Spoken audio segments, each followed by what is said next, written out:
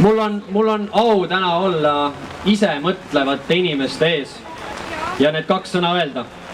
Nagu Jaak Valge Paide arvamusfestivalil meenutas, siis vanasti peeti kõnesid tund aega, vahel 2, vahel 3-gi.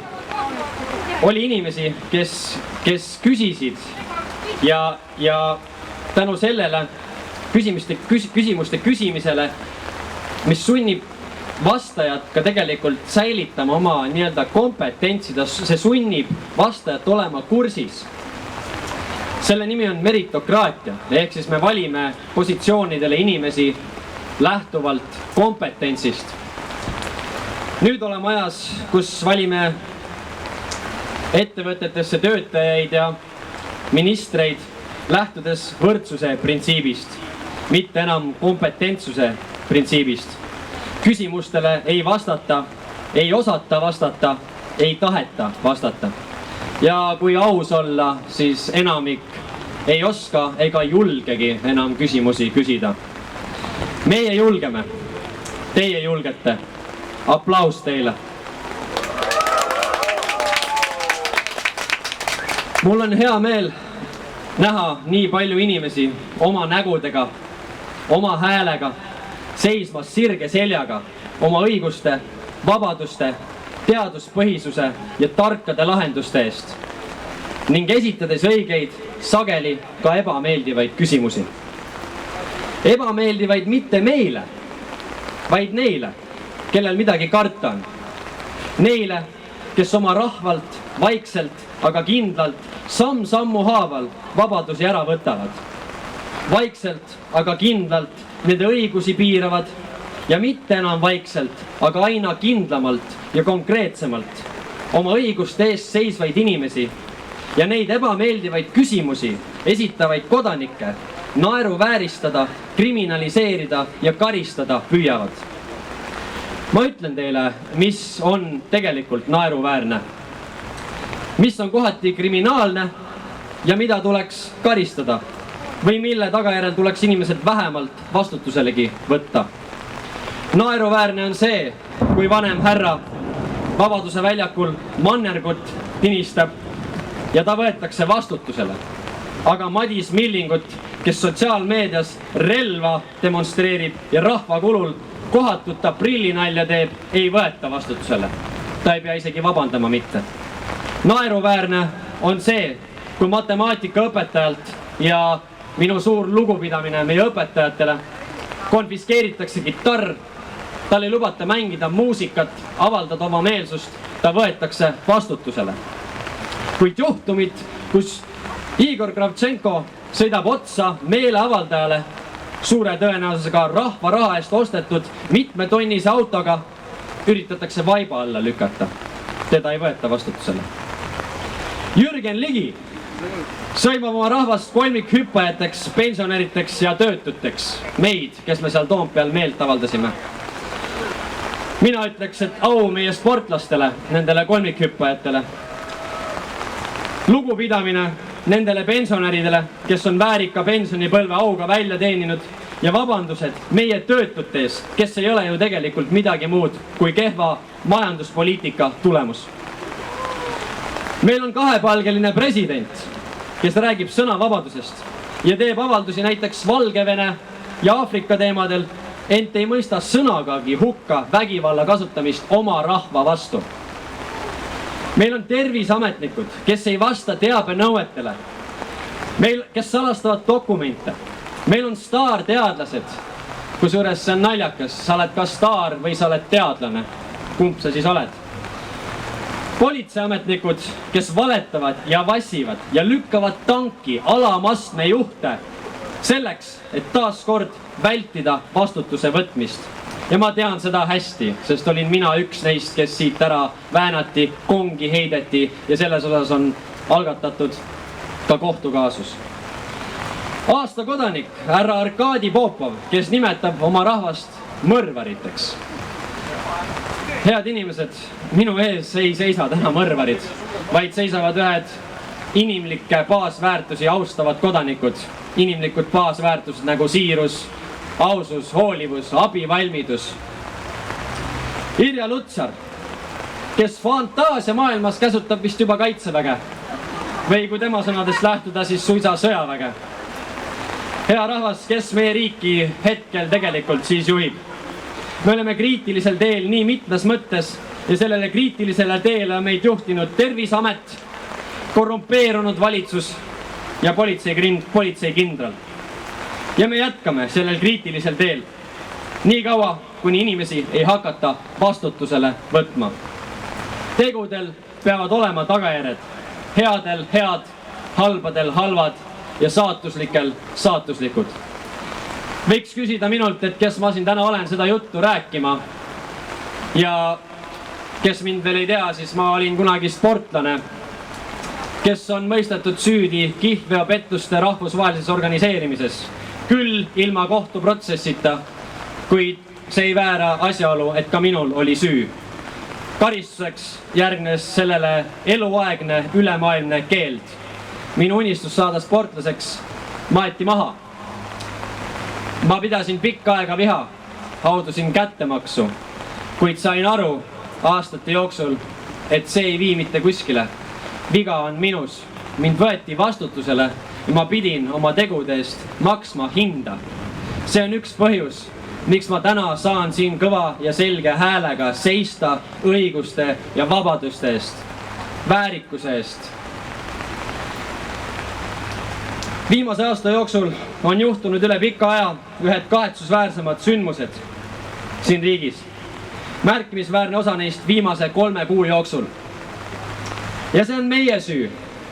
See on ka meie süü. Sest et halvad asjad maailmas saavad juhtuda ainult nii kaua ja sellepärast, et on liiga palju häid inimesi, kes ei tee mitte midagi, et sellele vastu seista. Kõnelen täna äärmiselt auväärsete kodanike, elukogenud ja arukate inimeste kõrval. Nende kõrval ei näinud ma teab mis keerulise teadusliku ja numbritest pakatava kõne koostamisel suurt mõtet. Selleks on pikem formaat. Küll aga räägin paari sõnaga tahtejõust. Inimestes on aeg taastada usk muutuste võimalikkusesse. Meie tänane meeleavaldus sai alguse minu ja mu paari mõttekaaslase spontaansest kogunemisest Riigikogu hoone ees. Meid oli mälu järgi öeldes võib-olla 7. 9, aitäh. See oli ligi 2 kuud tagasi. Sellest sai üle kuu aja kestnud meeleavaldus Toompeal.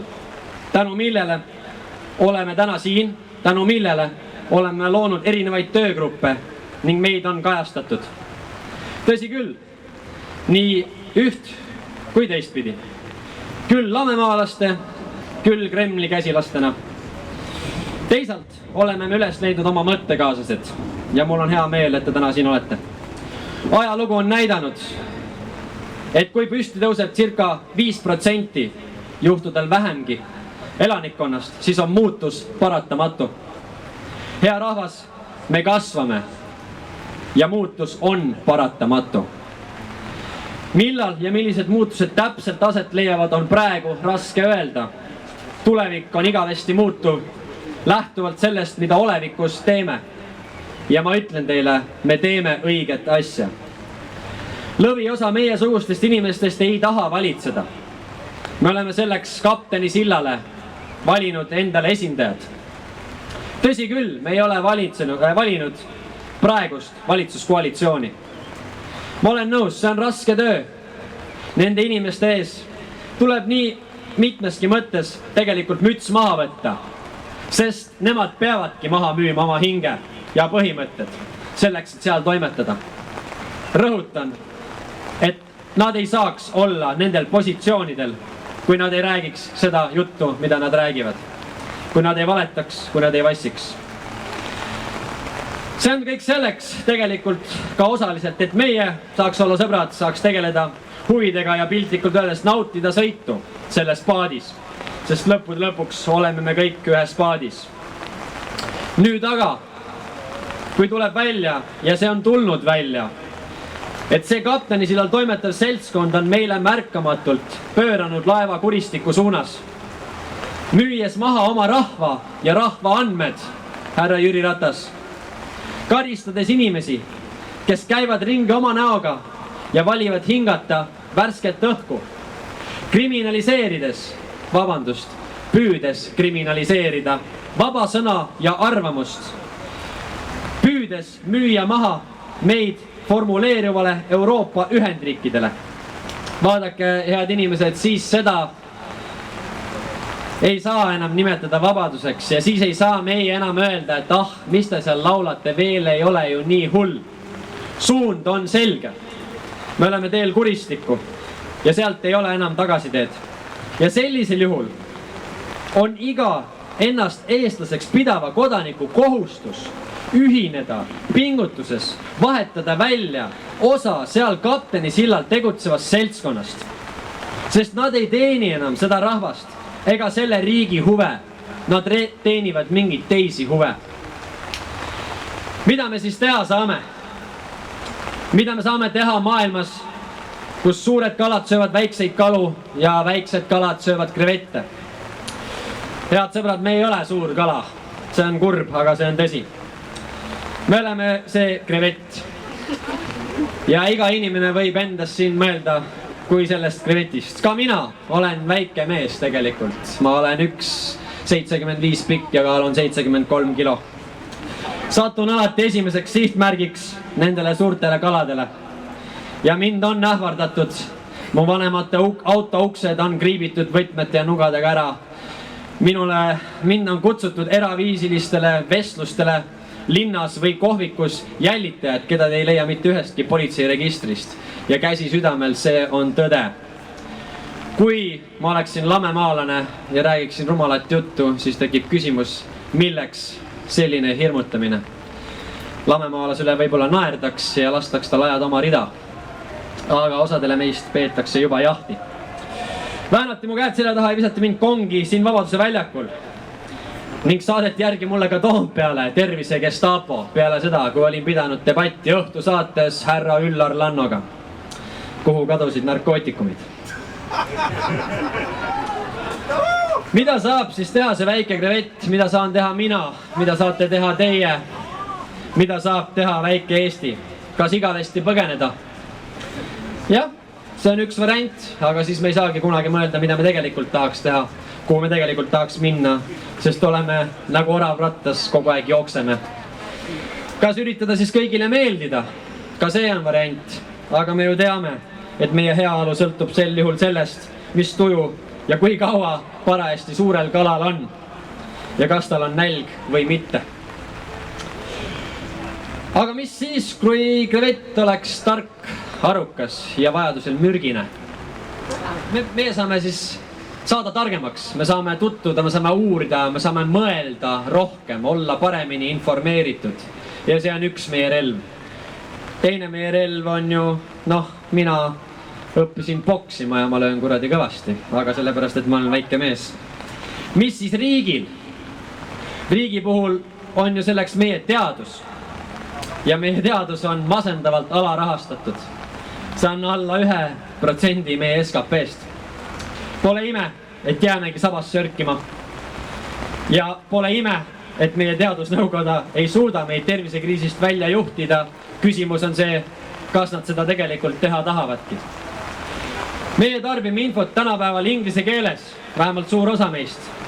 Minu perearstini jõuab sama info 1,5 aastat hiljem, kuna uurimustöö, mida mina eile lugesin, sai tõlgitud, sai läbi töötatud, sai õppekavasse lisatud või koolitustena serveeritud arstidele alles 1,5 aastat hiljem. Nii kaua olemegi meie vandenõuteoreetikud ja rumalad, sest iga tõde läbib 3 faasi. Kõigepealt seda naeruvääristatakse ja meid on naeruvääristatud. Peale seda üritatakse seda vägivaldselt maha suruda. Selle tunnistajaks oleme juba olnud ja oleme jätkumalt ja ma ei saa teid siinkohal lohutada. Lahing alles algab. 3. faasis aktsepteeritakse seda tõde kõigi poolt. See saab iseenesest mõistetavaks. Ja öeldakse selle nimi on tagantjärgi tarkus. Öeldakse, arvata oli, et seal midagi on veel. Me ei tohi lasta, head inimesed, me ei tohi lasta ennast killustada. Me ei tohi pöörata teineteise vastu. Ükshaaval on meid lihtne vallutada. Divide and conquer. Mis on meil vastu panna? Meil on vastu panna unite and fight back. Ühinege ja seiske vastu. Meie mängu nime on leidke üles omad. Me oleme leidnud juba suure osa ja me jätkame. Me oleme selle lumepalli veerema lükanud ja me ei tohi pooleli jätta. Me oleme loonud momentumi. See tuleb ära kasutada. See oli selle väikse kreveti tarkus ja kavalus. Ja see võiks olla ka Eesti asi. Teadus. Selle arendamine koos hariduse ja kultuuriga. Sest hariduses luuakse intellektuaalne potentsiaal. Ja kultuur on tegelikult käitumisnormid, läbi mille me seda õpitud ja omandatud ellu viime, et me saaksime siin kõik rahumeelselt ja edukalt edasi toimetada. Ma ei saa täna siin pikalt jutustada. Targemad on olnud enne mind ja tulevad pealegi. Aga mul on hea meel täna teid siin näha veel kord. Aplaus ja aitäh teile! Ma lähen koju teadmisega, et on veel terve hulk inimesi, kes mitte mingi hinna eest ei peida ära oma nägu. Meie nägu on see, mis võimaldab meil kõigil luua personaalseid suhteid ja sidemeid. Miks me teineteist armastame, mäletame, ära tunneme. Miks laps ei karda suurt meest, kui ta naeratab. Meie miimika, see on meie unikaalne identiteet. Aitäh teile, et ei lase maha suruda ega summutada mitte mingi hinna eest oma häält, vaid seisate sirge seljaga selle eest, mida usute olevat õige. Olete ausad, väärikad, uhked. Olles valmis tunnistama ka oma ignorantsust, kui te eksite ja võttes vastutuse eksimuste korral.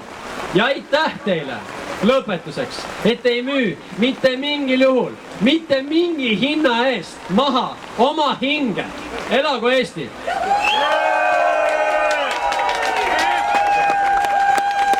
See oli lihtsalt võimas! Aitäh sulle, Elvis! Plaksutame veel!